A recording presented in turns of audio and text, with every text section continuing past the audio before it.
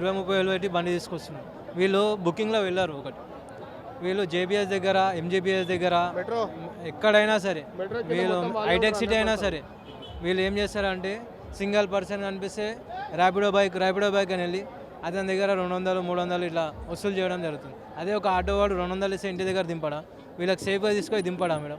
ఎందుకు ఇట్లా ముగ్గురిని తీసుకోబోతున్నాడు? ఒక బైక్ మీద ముగ్గురిని తీసుకోబోతున్నాడు. ఎల్లో ప్లేట్ కాదు, మళ్ళీ white plate illegal. Commercial vehicle నడపనికే లేదు.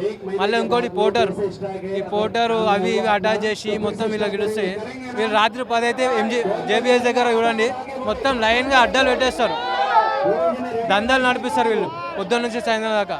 వీళ్ళు బుకింగ్లు తీసుకోరు, వీళ్ళు ఓలా ఊబర్ ర్యాపిడో ఖాళీ నామకే వస్తే తీసుకోలేదు, మొత్తం వీళ్ళు మాట్లాడుకొని తీసుకెళ్తున్నారు.